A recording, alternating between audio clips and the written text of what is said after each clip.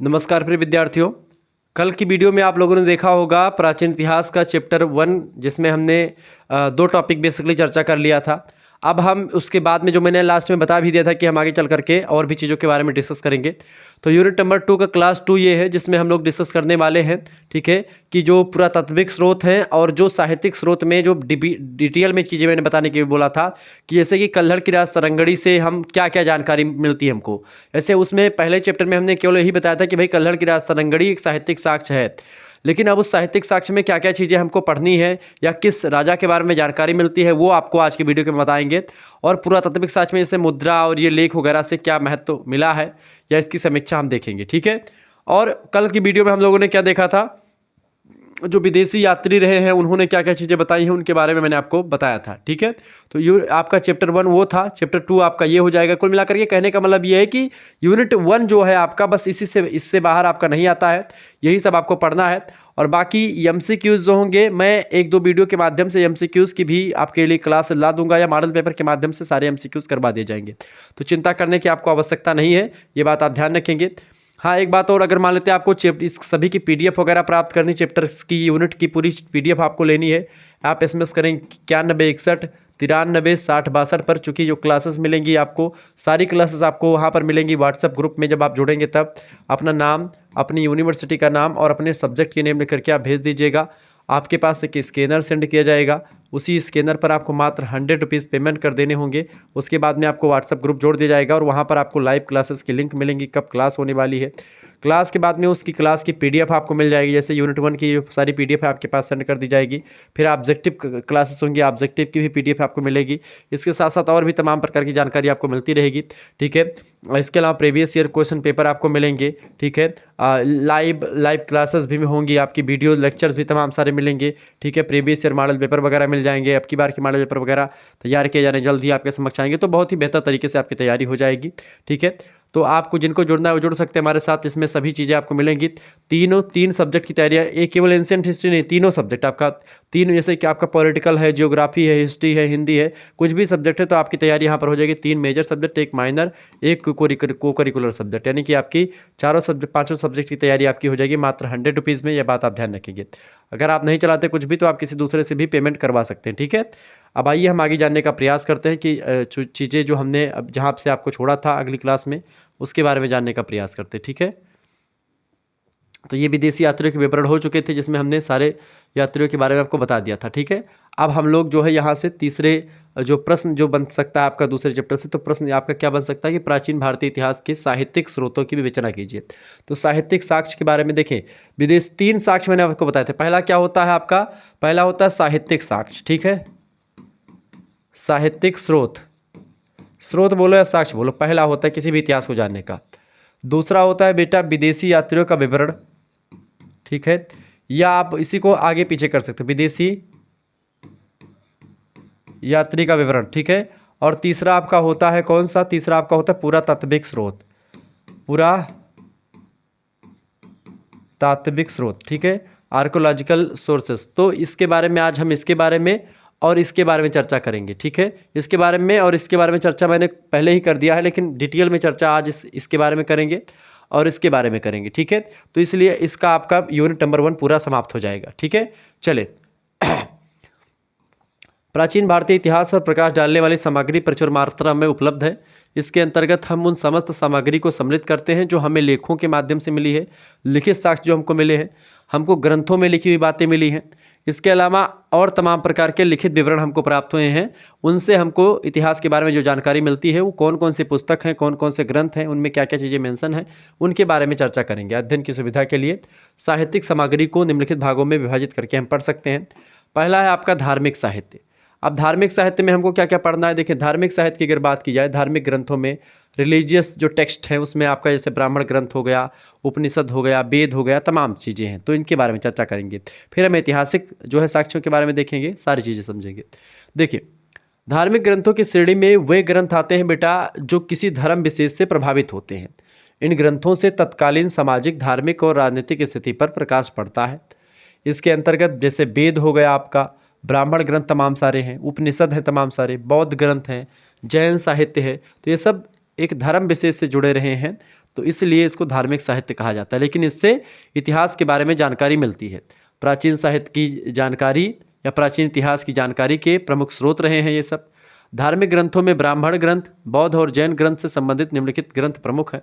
जैसे ब्राह्मण ग्रंथों की अगर बात की जाए तो पहला है आपके ब्राह्मण ग्रंथ। ब्राह्मण ग्रंथ से क्या क्या चीज़ें मिली हमको, देखिए प्राचीन भारतीय इतिहास पर प्रकाश डालने वाले ब्राह्मण ग्रंथ से संबंधित अनेक ग्रंथ, जिनमें प्रमुख रूप से निम्नलिखित ग्रंथों में, ब्राह्मण ग्रंथों में जैसे कि वेद, ठीक है, वेद आपके ब्राह्मण ग्रंथों में हैं। जैसे कि आर्यों के प्राचीनतम ग्रंथ वेद हैं। वेदों की कुल संख्या कितनी है? 4 है। पहला वेद कौन सा है? ऋग्वेद है।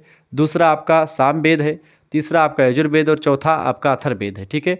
ऋग्वेद, यजुर्वेद, सामवेद और अथर्ववेद। ऋग्वेद सबसे पुराना, फिर उससे नीचे यजुर्वेद, फिर उससे नीचे सामवेद और उससे नीचे अथर्ववेद। सामवेद में संगीत के बारे में वर्णन मिलता है। ऋग्वेद में आपको मंत्र वगैरह या यज्ञ वगैरह करने के विधान मिलते हैं, ठीक है, मतलब कि तमाम देवताओं के आवाहन के मंत्र हैं। और यजुर्वेद में आपको जो है कर्मकांड वगैरह के बारे में, या फिर आप मान सकते हैं कि तमाम प्रकार के जो कैसे कैसे सारी चीज़ें करनी है, गृह या मतलब जीवन यापन करने के लिए तमाम प्रकार की चीज़ें बताई गई हैं यजुर्वेद में। और अगर बात करें हम अथर्ववेद में, तो जादू टोना टटका कर्मकांड पूरा विस्तार से बताया गया। और यहाँ तक कि वहाँ पर अथर्ववेद में जैसे किसी व्यक्ति की जैसे धौती क्रिया वगैरह हो गई, किस तरीके से व्यक्ति अपने स्वास्थ्य को अच्छा रख सकता है, ये सब जानकारी अथर्ववेद में मिलती है। अथर्ववेद नया वेद है और वेद त्रयी में यजुर्वेद, सामवेद और ऋग्वेद ही शामिल है, अथर्ववेद नहीं शामिल, चूँकि अथर्ववेद नया वेद है, ठीक है। वेदों को अपौरुषीय कहा जाता है चूँकि इनकी रचना किसी व्यक्ति ने नहीं करी है, इसकी रचना देवताओं के द्वारा करी गई है। वेदों को श्रुति कहा जाता है चूँकि ये लिखे नहीं गए पहले इनको सुनने की परंपरा में शुरू किया गया, यानी कि देवताओं ने ऋषि मुनि को बताया, ऋषि मुनि ने अपने शिष्यों को, फिर वो अपने शिष्यों को, इस तरीके से याद करते रहते थे लोग वेदों को, और इस तरीके से चीज़ें होती गई, ठीक है। ये बात आप ध्यान रखेंगे। और जब लिपि का विकास हुआ तब वेदों को लिखा गया, लिपिबद्ध किया गया, क्लियर। तो वेद पहले याद करने वाली चीज़ें थी, मंत्रों को लोग याद कर लेते थे, फिर उसको बाद में लिखा गया जब वेदों का उसका वेदों की संख्या 4 है, जिसमें प्राचीनतम ऋग्वेद है। ऋग्वेद के अतिरिक्त 3 अन्य वेद हैं, सामवेद, यजुर्वेद, अथर्ववेद। वेदों का प्राचीनतम संस्कृति या भारतीय संस्कृति में विशेष महत्व है। ये तभी वेद मुख्यतः धार्मिक ग्रंथ है, परंतु इनमें आर्यों के विषय में विस्तृत जानकारी मिलती है। इसमें आर्यों के सामाजिक, धार्मिक और राजनीतिक जीवन का विशद वर्णन, यानी कि बढ़िया से वर्णन, विस्तार से वर्णन मिलता है। ऋग्वेद यद्यपि सबसे प्राचीन वेद है, किंतु ऐतिहासिक दृष्टि से इसका विशेष महत्व है, क्योंकि आर्यों के विषय में सर्वाधिक जानकारी ऋग्वेद से ही प्राप्त होती है। इसमें वैदिक कालीन आर्यों के सामाजिक, आर्थिक और राजनीतिक जीवन की जानकारी मिलती है। वहीं सामवेद, यजुर्वेद और अथर्ववेद में उत्तर वैदिक कालीन जीवन के धार्मिक, सामाजिक और राजनीतिक जीवन का वर्णन मिलता है। तो सामवेद, यजुर्वेद और अथर्ववेद ये उत्तर वैदिक, उत्तर माने होता है बाद के, वैदिक काल के बाद का जो जीवन आया उसके बारे में जानकारी मिलती है, नहीं कि आर्यों के बाद के बारे में जानकारी मिलती है। और आर्यों के बारे में पूरी जानकारी ऋग्वेद में अकेले मिल जाती है, ठीक है। तो इस तरीके से ये वेद ग्रंथ हैं। इसके अलावा आपका ब्राह्मण ग्रंथों की अगर बात करें, ब्राह्मण ग्रंथों में क्या आता है? ब्राह्मण ग्रंथ की अगर बात करें तो जिसमें जैसे कि ब्रह्म का अर्थ होता है यज्ञ, ठीक है। अतः यज्ञ के विषयों को प्रतिस्थापित करने वाले ग्रंथों को ब्राह्मण कहा गया। यज्ञ और कर्मकांडों के विधान को समझने के लिए इनकी रचना करी गई थी। वैदिक श्लोकों और संहिताओं की टीकाएँ इनमें मिलती हैं। प्रमुख ब्राह्मण ग्रंथ जैसे ऐतरेय ब्राह्मण ग्रंथ, शतपथ ब्राह्मण ग्रंथ, पंचविंश ब्राह्मण ग्रंथ और गोपद ब्राह्मण ग्रंथ हैं। तो ये ब्राह्मण ग्रंथ वेदों के श्लोकों को समझने और वेदों के मंत्रों का उल्लेख करते हुए यज्ञ वगैरह करने के विधान से रिलेटेड है, ठीक है। इसके बाद में आरण्यक, आरण्यक से हमको क्या जानकारी मिलती है? देखिए आरण्यक की अगर बात करें बेटा, तो आरण्यक शब्द की उत्पत्ति अरण्य से हुई। अरण्य माने होता है जंगल या वन, ठीक है, जिसका अर्थ होता है वन। आरण्यक ऐसे ग्रंथों को कहा जाता है जिनका चिंतन, मनन और अध्ययन वन में किया जाता हो, ठीक है। आरण्यकों की संख्या 6 है, 6 आरण्यक हैं, जैसे तैत्तिरीय, सांख्यायन, ऐतरेय, मैत्रायणी, ठीक है, मध्यनंदनी, ठीक है, और तवलकार। ये जो है 6 आरण्यक ग्रंथ कहे जाते हैं, ठीक है। तैत्तिरीय, सांख्यायन, ऐतरेय, मैत्रायणी और मध्यनंदिन और आपका तवलकार। तो ये 6 ग्रंथ कौन से? आरण्यक हैं, ठीक है, जो कि इतिहास के बारे में सामाजिक वगैरह जानकारी थोड़ी बहुत मात्रा में देते हैं। उतने इंपॉर्टेंट नहीं है, लेकिन हाँ जानकारी मिलती है। इसके अलावा उपनिषद, उपनिषद क्या होते हैं? उप का अर्थ होता है निकट और निषद माने होता है बैठना, यानी कि पास बैठने को ही उपनिषद कहते हैं। किसके पास बैठना? गुरु के पास बैठना, गुरु के समीप बैठने को ही हम उपनिषद कहते हैं। ये बात आप ध्यान रखेंगे, ठीक है। अतः गुरु के समीप बैठ करके प्राप्त किए गए ज्ञान के आधार पर लिखे गए ग्रंथों को उपनिषद कहा जाता है। उपनिषदों में सर्वप्रमुख बृहदारण्यक उपनिषद जो है, बृहदारण्यक उपनिषद जो सबसे उल्लेखनीय है, और छंदोग्य उपनिषद, ये दो बड़े इंपॉर्टेंट है। वैसे उपनिषदों की संख्या बहुत ज़्यादा है, लेकिन 13-14 इंपॉर्टेंट है। उनमें से बृहदारण्यक और छांदोग्य सबसे इंपॉर्टेंट है। उपनिषदों से भारतीय दर्शन यानी भारतीय विचारों के बारे में और बिंबिसार के पूर्व के इतिहास यानी राजा बिंबिसार जो थे उनके पहले के इतिहास के बारे में जानकारी पर्याप्त मात्रा में मिलती है। उपनिषद किसी एक काल में अथवा किसी व्यक्ति विशेष के द्वारा रचित ग्रंथ नहीं होते हैं। इनकी रचना में दीर्घकाल लंबा समय लगता है और विभिन्न लोगों का योगदान होता है। कई लोग मिल करके तब जो है ग्रंथों की रचना करते हैं। ठीक है, जैसे आपका जो सत्यमेव जयते है कहाँ से लिया गया, मुंडक उपनिषद से लिया गया है। ठीक है, आगे देखते हैं। अगला जो ग्रंथ आता है आपका होता है वेदांग। ब्राह्मण साहित्य में आपका अगला ग्रंथ है वेदांग। वेदों के अंग होते हैं वेदांग। वेद धन अंग बराबर वेदांग। वेदांग 6 होते हैं। वेदांगों से तत्कालीन समाज और धर्म के विस्तार के बारे में जानकारी मिलती है। धर्म के बारे में बढ़िया जानकारी प्राप्त होती है वेदांगों के माध्यम से। वैदिक अध्ययन के लिए विशिष्ट विद्याओं की शाखाओं को वेदांग कहा जाता है। वेदांगों की संख्या 6 होती है। आपको बता दूं, चूंकि वेद जटिल अपने आप में होते हैं, वेदों को पढ़ना और समझना कठिन होता है, तो वेदों को पढ़ने और समझने के लिए, वेदों के अर्थ को जानने के लिए 6 तत्वों की आवश्यकता पड़ती है। उन्हीं 6 तत्वों को वेदांग के नाम से जानते हैं। जैसे कि पहला होता है आपका शिक्षा, दूसरा है कल्प, तीसरा है व्याकरण, चौथा है निरुक्त और पांचवा है छंद और छठवां है आपका ज्योतिष। यानी कि शिक्षा, कल्प, व्याकरण, ठीक है, निरुक्त, छंद और ज्योतिष, बेटा ये 6 ग्रंथ जो हैं इसी को वेदांग कहा जाता है। तो वेदांगों की संख्या आपसे ऑब्जेक्टिव में पूछेगा 6 कौन कौन से हैं, तो आप ये जान लीजिएगा शिक्षा, कल्प, व्याकरण, निरुक्त, छंद और ज्योतिष से वेदांग है। वेदों की संख्या कितनी है आपसे पूछेगा ऑब्जेक्टिव में, तो वेदों की संख्या 4 है। सबसे पुराना वेद कौन सा है, तो आपका ऋग्वेद जो है सबसे पुराना है। ठीक है, संगीत शास्त्र का जनक कौन सा वेद है, तो सामवेद है। ठीक है, ऋग्वेद में कितने मंडल हैं, 10 मंडल हैं। ठीक है, तो इस तरीके से तो कई प्रश्न आपसे पूछा जा सकते हैं। तो वेदों को मतलब श्रुति किसको कहते हैं, तो वेदों को श्रुति कहा जाता है।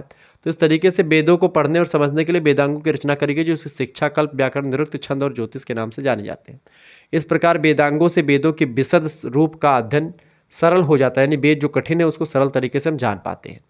कालांतर में, कालांतर माने होता है कि समय बीतने के बाद में सूत्रों की रचना हुई। सूत्र माने तमाम प्रकार के सूत्र साहित्य लिखे गए, स्मृतियाँ लिखी गई। धर्म पर प्रकाश डालने वाले सूत्र को धर्म सूत्र कहते हैं। गृह संस्कारों पर कार्य करने वाले सूत्र को गृह सूत्र कहते हैं। तो बौधायन गृह सूत्र, पाराशर गृह सूत्र से तमाम प्रकार के धर्म सूत्र जो धर्म के बारे में जानकारी देते हैं धर्म सूत्र, और जो घर में कैसे कैसे नियम कायदे होने चाहिए, घर कैसे बनना चाहिए, किस दिशा में कौन सी चीज़ें होनी चाहिए, ये सारी जानकारी एक जीवन यापन करने के लिए ये जो है सूत्रों में मिल जाती है। तो सूत्रों में संस्कारों का प्रकाश डाला जाता है। गृह संस्कार में से 16 प्रकार के संस्कार हैं। उन संस्कारों के बारे में भी हमको गृह संस्कारों के माध्यम से या गृह सूत्रों के माध्यम से ही पता चलता है। ठीक है, तो 16 संस्कार, किसी किसी में 40 संस्कार ऐसे से बताए गए हैं। ठीक है, तो सामाजिक जानकारी के लिए, धार्मिक जानकारी के लिए बड़ा इंपॉर्टेंट है। इसके अलावा अगला आता है स्मृति। ब्राह्मण ग्रंथों में, ब्राह्मण साहित्य में स्मृतियाँ, देखिए सूत्रों के पश्चात स्मृतियों की रचना शुरू होती है। स्मृतियों में मनु और याज्ञवल्क्य की स्मृतियाँ बड़ी फेमस हैं। मनु स्मृति आजकल तो आप सभी लोग जानते होंगे, और ऐसे ही याज्ञवल्क्य, ऐसे तमाम मुनियों ने अपनी अपनी स्मृतियाँ लिखी हैं। उन स्मृतियों की बात करें तो वो सब एक दिशा, एक ज्ञान, किस तरीके से जीवन यापन करना है, दंड का प्रावधान, सब समाज में रहने के तमाम तौर तरीके, सामाजिक मापदंड, मूल्य सब लिखे हुए हैं। स्मृतियों से तत्कालीन समाज के विभिन्न कार्यकलापों की जानकारी हमको प्राप्त होती है। तो ये स्मृतियाँ थी जिसमें मनु स्मृति और याज्ञवल्क्य की स्मृति फेमस है। अगला जो आपका आता है वो है महाकाव्य। महाकाव्य वेदों के पश्चात महाकाव्यों का विशिष्ट महत्व रहा है। इनकी गणना ऐतिहासिक साहित्य के अंतर्गत की जाती है।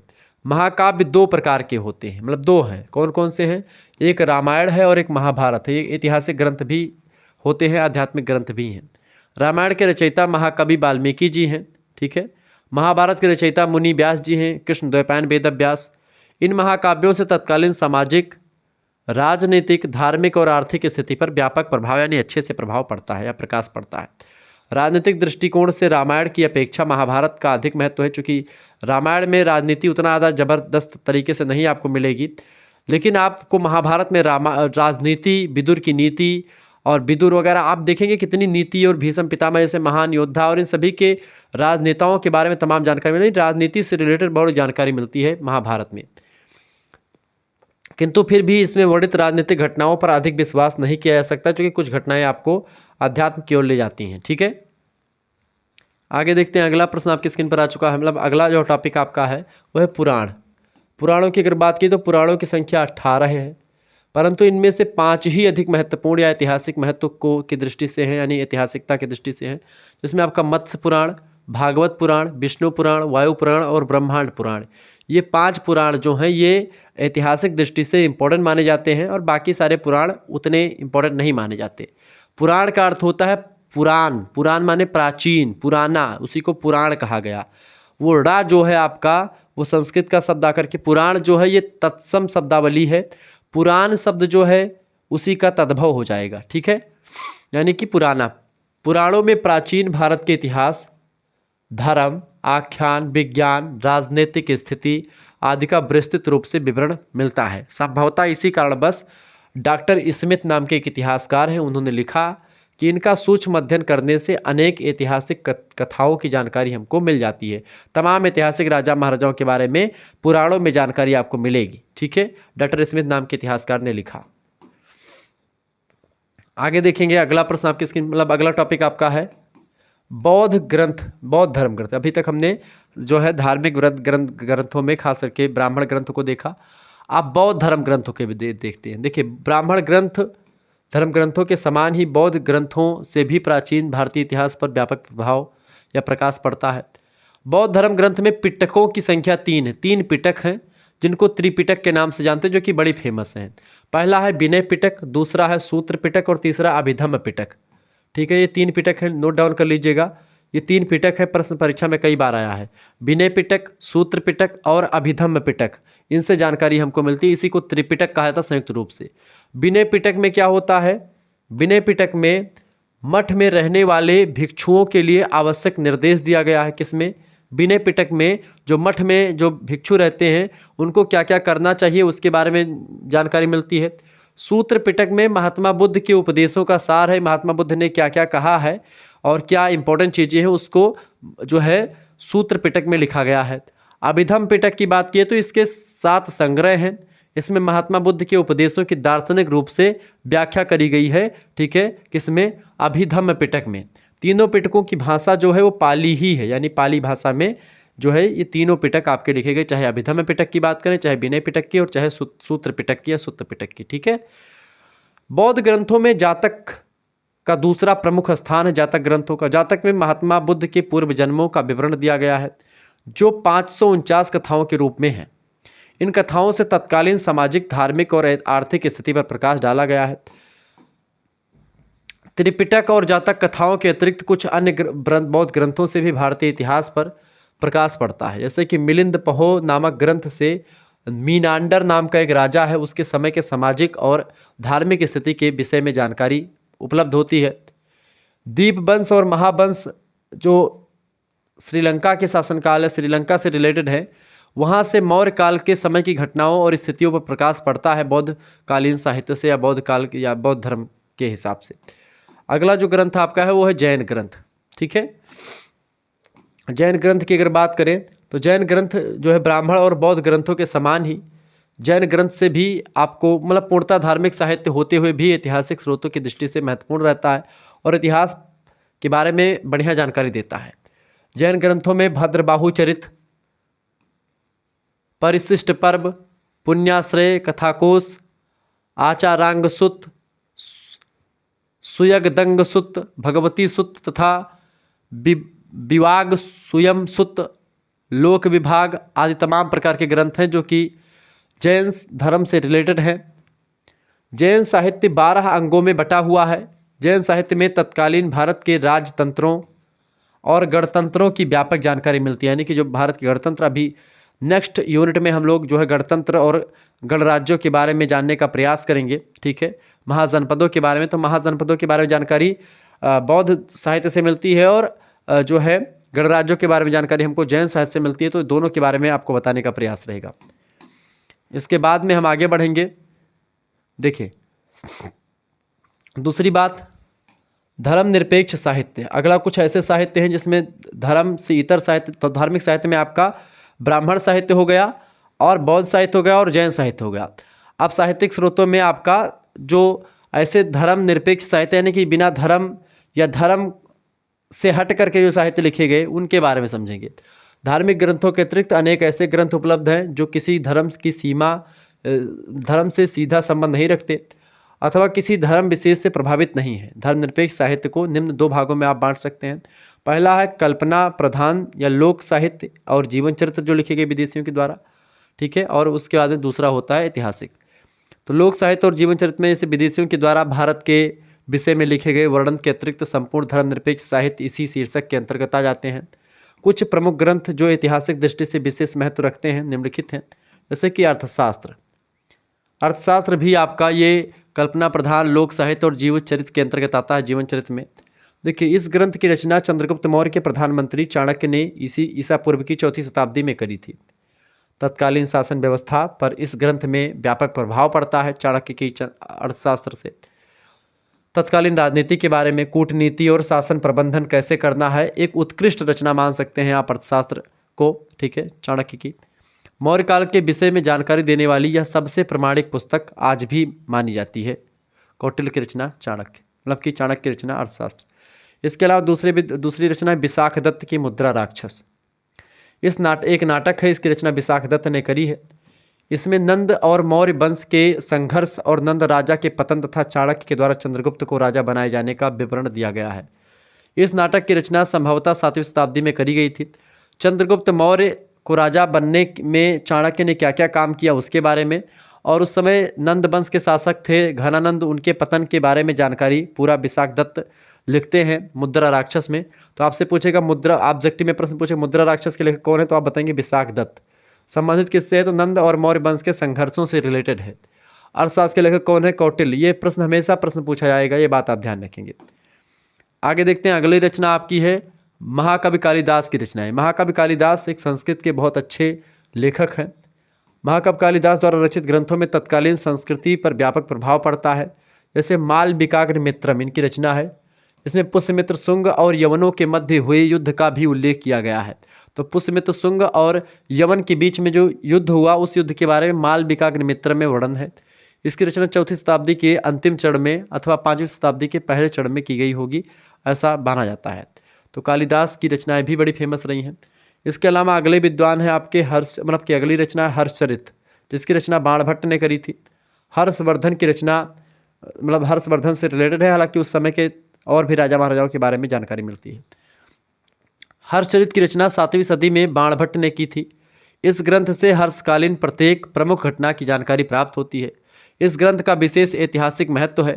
इसके द्वारा सम्राट हर्ष के जीवन चरित्र तथा तत्कालीन ऐतिहासिक तथ्यों की जानकारी मिलती है, ठीक है। और अगली रचना है महाभाष्य। पतंजलि की रचना है, संस्कृत व्याकरण ग्रंथ है ये महाभाष्य। मौर्य काल के विषय में बढ़िया जानकारी महाभाष्य में मिलती है, ठीक है, पतंजलि की रचना है। इसके अलावा गार्गी संहिता, गार्गी, मैत्री, अपाला, घोषा, ये तमाम विदुषी महिलाएं हैं, विद्वान महिलाएं हैं जो कि वैदिक काल में रहीं। तो गार्गी संहिता प्रथम शताब्दी में रचित इस रचना में भारत पर यवनों पर आक्रमण, मतलब भारत पर जो यवन आक्रमण हुआ था उसी यवन आक्रमण के बारे में जानकारी मिलती है। अगली रचना है राजतरंगिणी कल्हड़ की। अत्यधिक ऐतिहासिक ग्रंथ है और अब तक का सबसे ऐतिहासिक ग्रंथ यही माना जाता है। राजतरंगिणी का रचनाकार कल्हड़ नामक विद्वान था, कश्मीरी पंडित। इसने इस ग्रंथ की रचना 12वीं शताब्दी में करी थी। ऐतिहासिक दृष्टि से सर्वोपरि इस ग्रंथ से कश्मीर के इतिहास के विषय में विशेष रूप से जानकारी प्राप्त होती है। इसमें सुब्रत, क्षेमेंद्र, हेलाराज, नीलमुनि की रचनाओं, शासकीय व्यवहार और प्रशस्तियों का वर्णन किया गया है, ठीक है। प्रशस्ति माने एक प्रकार से उनकी जो उपाधियां हैं, उन्होंने जो काम किया, ठीक है, उसके बारे में उन्होंने जो जीत दर्ज करी, उसके सभी के बारे में वर्णन किया गया कल्हड़ की राजतरंगिणी में। अगली जो रचना है वो है नवसाहसांक चरित। परमार वंश की घटनाओं पर प्रकाश डालने वाले इस ग्रंथ की रचना परिमल गुप्त ने की थी और इस ग्रंथ से परमार वंश के इतिहास की पर्याप्त जानकारी भी मिल जाती है, किससे, नवसासांक चरित से। तो ये भी रचना बड़ी फेमस है, परमार वंश के बारे में जानकारी देती है। इसके अलावा गौडवाहो नाम की रचना, इस ग्रंथ का रचयिता कौन है, वाकपति राजमुंज। इस ग्रंथ में कन्नौज नरेश यशोवर्मन तथा विक्रमादित्य की विजयों का और साहसिक कार्यों का वर्णन किया गया है। तो विक्रमादित्य का और कन्नौज के नरेश यशोवर्मन के बारे में जानकारी जो है वाकपति राज ने अपनी रचना गौड़वहों में करी। इसके अलावा विक्रमांक देवचरित, इस ग्रंथ की रचना बिल्हड़ ने करी है। इस ग्रंथ से चालुक्य वंश के इतिहास के बारे में हमको जानकारी मिलती है। ठीक है। इसके अलावा अगली रचना है वो है पृथ्वीराज रासो। पृथ्वीराज रासो की अगर बात की है तो चंद्रबरदाई की रचना है और इस ग्रंथ से चौहान वंश के शासक पृथ्वीराज तृतीय की महत्वपूर्ण जानकारी मिलती है। तृतीय पृथ्वीराज तृतीय, पृथ्वीराज चौहान जिसको बोलते हैं, उन्हीं के बारे में जानकारी मिलती है। ठीक है, जो 1191-92 में तराइन का युद्ध लड़ते हैं मोहम्मद गौरी के साथ। ये तो हो गया आपका ये चीज़ें। अब कुछ विदेशी यात्रियों के वृत्तांत रहे हैं। प्राचीन काल से ही समय समय पर अनेक विदेशी यात्रियों ने, विद्वानों ने भारत में यात्रा करी और अपने संस्मरण लिखे। इन वृत्तांतों में भारतीय इतिहास पर व्यापक प्रभाव पड़ता है। भारत संबंधी अपने संस्मरण विभिन्न देशों से आए विद्वानों ने लिखे हैं, जिनका वर्णन निम्नलिखित है। जैसे कि यूनानी वृत्तांत, यूनान से आए लोग, मैंने इसके बारे में चर्चा कर दिया, हालांकि फिर से देख ले एक बार, रिवीजन हो जाएगा। देखिए, यूनानी लेखकों में जो भारतीय इतिहास पर प्रकाश डालते हैं उनमें हेरोडोटस प्राचीनतम लेखक है। हेरोडोटस ने 5वीं शताब्दी ईसा पूर्व में भारतीय सीमा प्रांत व हखमी साम्राज्य के मध्य राजनीतिक संपर्क पर प्रकाश डाला है। इसके बाद में टेसियस ने भी अपनी रचना में भारत के विषय में लिखा है। इसके अतिरिक्त सिकंदर के साथ आए हुए अनेक लेखकों ने भारत के विषय में अपने बारे में जानकारी दी है। सिकंदर के कुछ समय पश्चात मेगस्थनीज चंद्रगुप्त मौर्य के दरबार में यूनानी राजदूत के रूप में आया था। उसने अपनी पुस्तक इंडिका में भारतीय संस्थाओं, भूगोल, कृषि इत्यादि के बारे में लिखा। इसी प्रकार टॉलेमी जो था भूगोल और प्लिनी की नेचुरल हिस्ट्री आदि पुस्तकें अत्यंत महत्वपूर्ण है, जो कि भौगोलिक जानकारी देती हैं भारत के बारे में भी और विश्व के बारे में भी। ठीक है। और विदेशी यात्रियों में चीनी वृत्तांत तो बड़े फेमस रहे हैं। यूनानी ग्रंथों के समान ही चीनी यात्रियों के वृत्तांत भी कम महत्वपूर्ण नहीं इतिहास की दृष्टि से भारत में। इसमें उन अनेक मध्य एशियाई जातियों के परिभ्रमण का उल्लेख किया गया है जिन्होंने भारत को प्रभावित किया है। सुमा चीन का प्रथम इतिहासकार था जिसके ग्रंथ से भारत पर प्रकाश पड़ता है। सुमा चीन ईसा पूर्व की प्रथम शताब्दी में भारत में आया था। इसके अतिरिक्त फाहियान हो गया, ह्वेनसांग है, इत्सिंग है, चीनी इतिहास में तो मतलब कि चीनी इतिहास में तो अमर ही हैं। इसके साथ साथ ये भारतीय दृष्टिकोण या भारत के पॉइंट ऑफ व्यू से बहुत ज़्यादा महत्वपूर्ण भी रहते हैं। ठीक है। इनके वर्णों से अतिरिक्त आप देखते हैं हुई ली के द्वारा लिखित ह्वेनसांग की जीवनी व मा त्वा लिन की रचनाओं से भी भारत के विषय में विपुल जानकारी यानी बढ़िया जानकारी मिलती है। विपुल माने अपार जानकारी, ठीक ठाक जानकारी। तिब्बती वृत्तांत भी, तिब्बती लामा तारानाथ के द्वारा रचित कंग्योर और तंग्योर का भी विशिष्ट ऐतिहासिक महत्व है, जो कि इतिहास के बारे में जानकारी देते हैं। तो इस तरीके से ये तमाम पुस्तकें हैं जिन पुस्तकों से हमको जानकारी मिली, तमाम साहित्यिक स्रोत हैं जिनके बारे में हमको जानकारी मिली। तो साहित्यिक स्रोतों में बेसिकली आपका समाप्त हो गया ये। अब अगला जो आपका साहित्य आता है, अगला जो चैप्टर आपका बनता है वो बनता है आपका इतिहास के अध्ययन के जो पुरातात्विक स्रोत हैं उसके बारे में बताएं। Examine the importance of archaeology in the study of ancient history, ancient Indian history. देखिए, पुरातात्विक साक्ष्यों के बारे में अगर बात की, आर्कियोलॉजिकल सोर्सेस के बारे में, उसके बारे में समझते हैं। देखिए, साहित्यिक स्रोतों से पुरातात्विक स्रोत अधिक प्रमाणिक माने जाते हैं। साहित्यिक स्रोतों में जो बातें लिखी हैं, अब लेखक ने कैसे लिखा है, कल्पना का समावेश किया है कि नहीं किया, इसका रिसर्च करना पड़ता है। लेकिन जो पुरातात्विक स्रोत होते हैं बेटा, वो शुद्ध होते हैं, चूँकि उनका रिसर्च किया जाता है। और वो चूँकि जो जैसे आपको कोई लेख मिल गया तो राजा के द्वारा ही लिखवाया गया होगा, कोई शिला मिल गया, कोई शिलापट्ट मिल गया, कोई मुद्रा मिल गई, तो इसके आधार पर हम उसकी जो है उस पर रिसर्च करते हैं और उसके बारे में जानकारी हम जो निकालते हैं वो फैक्ट जानकारी होती है। यानी कि साहित्यिक स्रोतों से पुरातात्विक स्रोत अधिक महत्वपूर्ण माने जाते हैं, क्योंकि उनमें कवि की कल्पना अथवा लेखक की कल्पना शक्ति के लिए स्थान बिल्कुल भी नहीं होता है। यानी यहाँ पर जो चीज़ें होती हैं एकदम फैक्ट होती, सत्य पर आधारित होती हैं। इसके साथ ही जहाँ पर साहित्यिक स्रोत मौन है, वहाँ पुरातात्विक स्रोत वस्तु स्थिति को स्पष्ट करते हैं। यानी जहाँ पर साहित्यिक स्रोत कुछ नहीं बताते हैं, वहाँ पर जो पुरातात्विक स्रोत है, आर्कोलॉजिकल सोर्सेस है, वो बता देते हैं कि यहाँ पर ऐसी चीज़ें हुई होंगी। ठीक है। विभिन्न स्थानों पर हुए उत्खननों यानी खुदाई के परिणाम स्वरूप बड़ी संख्या में अभिलेखों, स्मारक व मुद्राएं प्राप्त हुए हैं, जिनसे प्राचीन भारत पर व्यापक प्रकाश पड़ता है। प्राचीन भारतीय इतिहास के विषय में जानकारी देने वाले प्रमुख पुरातात्विक स्रोत निम्नलिखित हैं। ठीक है। कौन कौन से हैं, आइए उसको जानने का प्रयास करते हैं। पहली बात तो अभिलेख। अभिलेख माने होता है ऐसी चीज़ें जो लिखाई चाहे पत्र पर लिखे हों, चाहे वो जो है किसी स्तंभ पर लिखे हों, चाहे किसी पत्थर पर लिखे हों, राजा महाराजाओं के द्वारा स्तंभ पर लिखवाए जाते थे या लेख लिखवाए जाते थे। तो प्राचीन भारतीय इतिहास पर प्रकाश डालने वाले स्रोतों में सर्वाधिक महत्व के और प्रमाणिक स्रोत अभिलेख ही माने जाते हैं, जो लिखे होते राजा महाराजाओं के द्वारा लिखाए रह जाते हैं। जैसे प्रयाग प्रशस्ति हो गया या अशोक के अभिलेख हो गए, क्योंकि अभिलेख समकालीन होते हैं। इनके अंतर्गत शिलालेख, शिलाओं पर लिखे हुए कुछ चीज़ें, स्तंभों पर लिखी हुई चीज़ें स्तंभ लेख, गुहा लेख यानी गुफाओं में लिखी हुई तमाम प्रकार की चीज़ें, ताम्र यानी तांबे के पत्ते पर या तांबे पर लिखे हुए चीज़ें, प्रशस्तियाँ तमाम प्रकार की उत्कीर्ण करवाई जाती थी कि स्तंभ लगवा करके बना दिया प्रशस्ति। जैसे कि कोई सड़क बनवाया तो सड़क पर एक टीला लगवा करके उस पर लिखा देता कि फलाने सड़क इतनी दूरी तक बनवाया। तो ऐसे ही होता था, राजा महाराजा प्रशस्तियाँ अपना जो विजय विजय करते थे उसका पूरा ध्वजा पताका फहरा करके फिर उसमें रखते थे। दान पत्र वगैरह हो गए, ये सब आते हैं जिसके माध्यम से हम जानकारी प्राप्त करते हैं। जिस राजा अथवा राज्य के विषय में अभिलेख पर लिखा होता है, अभिलेख की रचना उसी राजा के शासनकाल के समय की हुई होती है, अतः उस तथ्य के सत्य होने की संभावना अधिक होती है तथा कालक्रम तथा स्थान निर्धारण में विशेष सहायता उससे मिल जाती है। ठीक है। अभिलेखों से बेटा तत्कालीन राजनीति और धार्मिक स्थिति पर भी विशेष रूप से प्रकाश पड़ता है। इसके अतिरिक्त राज्य की सीमाओं का निर्धारण, कहाँ कहाँ तक राज्य फैला हुआ था, राजाओं के चरित्र और व्यक्तित्व के विषय में भी जानकारी उपलब्ध कराते हैं। अभिलेख तत्कालीन कला के साथ साथ लेखन शैली को भी प्रदर्शित करते हैं कि उस समय लिखने की भी शैली मौजूद रही होगी। ठीक है। और कला इसलिए चूंकि स्तंभों पर खुदाई करके लिखी जाती थी, ऐसे ऐसे छीनी हथौड़ी मार मार करके, तो उस समय पता चलता है कि भाई हाँ वहाँ के लोग टैलेंटेड भी थे, कलाकार भी थे। ठीक है। और लिखने की ज्ञाता भी थे, लिखने पढ़ना सब जानते थे।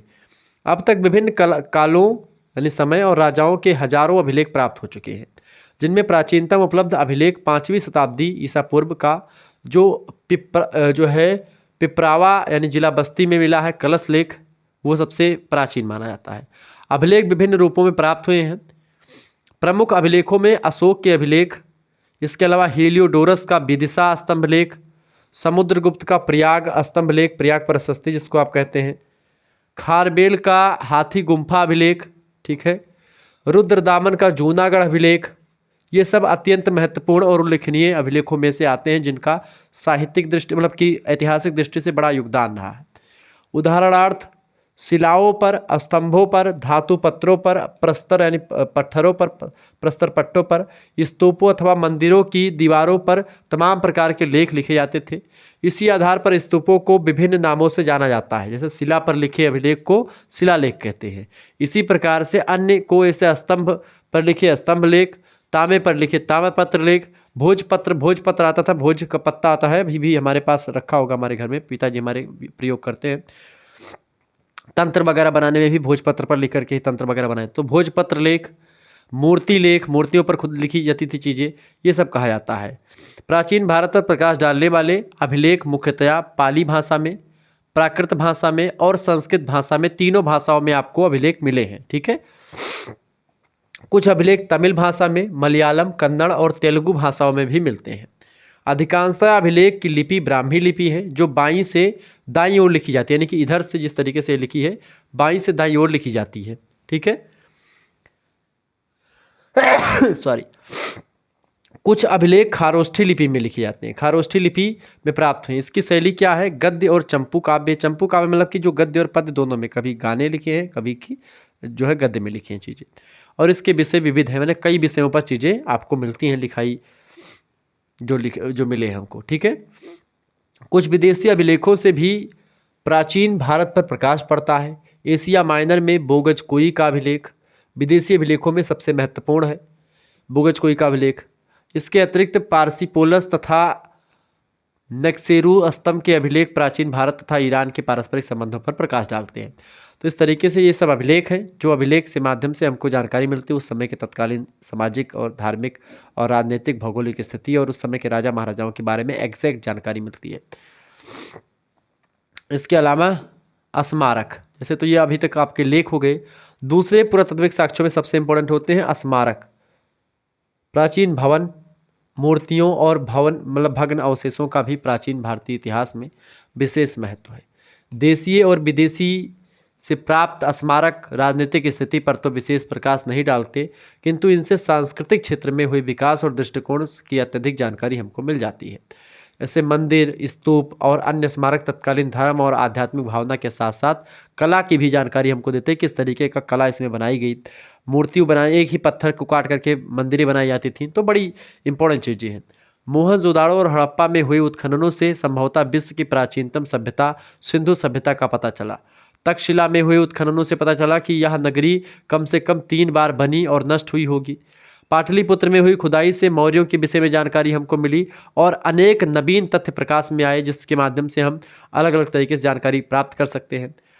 आदि स्मारकों से भारतीय स्थापत्य कला, वास्तुकला और चित्रकला, यानी चित्रकला मतलब कि चित्रकारी करने की, स्थापत्य कला मूर्ति वगैरह बनाने की, और वास्तुकला घर वर बनाने की जो स्ट्रक्चर है वो, चित्रकला मतलब कि चित्र बनाने की शैली। तो इसके आधार पर विकास की जानकारी मिलती है कि किस तरीके के वहाँ पर स्थापत्य कला, वास्तुकला और चित्रकला रही होगी। ठीक है, ये होता है। इसके अलावा अगला जो है आपका मुद्राएं। मुद्राएं भी उस समय के पुरातात्विक स्रोत की जो सबसे इंपॉर्टेंट चीज़ें मुद्राएं भी होती हैं। प्राचीन भारत प्रकाश डालने वाले पुरातात्विक स्रोतों में मुद्राओं का विशिष्ट स्थान है, यानी बढ़िया स्थान है। मुद्राएं तत्कालीन राजनीतिक, धार्मिक, आर्थिक स्थिति और कला पर विशेष रूप से प्रकाश डालती है, क्योंकि मुद्राओं को बनाने की कला भी अपने आप में एक कला मानी जाती है।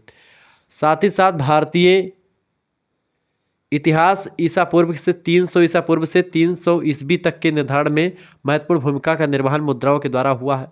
अभी तक प्राप्त मुद्राओं को यूनानी, सिथियन तथा पार्थियन और भारतीय मुद्राओं में विभाजित कर दिया गया है। यूनानी मुद्रा, सिथियन मुद्रा और पार्थियन मुद्रा, इसके अलावा भारतीय मुद्रा, इसमें बांटा गया। बेसिकली मुद्राओं के दृष्टिकोण से गुप्त काल जो है बड़ा फेमस रहा है, ये बात आप ध्यान रखेंगे। तो इस तरीके से आप देख सकते हैं। तो ये आपका यूनिट नंबर 1 जो चैप्टर यूनिट नंबर 1 था वो आज समाप्त कर दिया मैंने। यूनिट नंबर 2 में हम लोग क्या देखेंगे?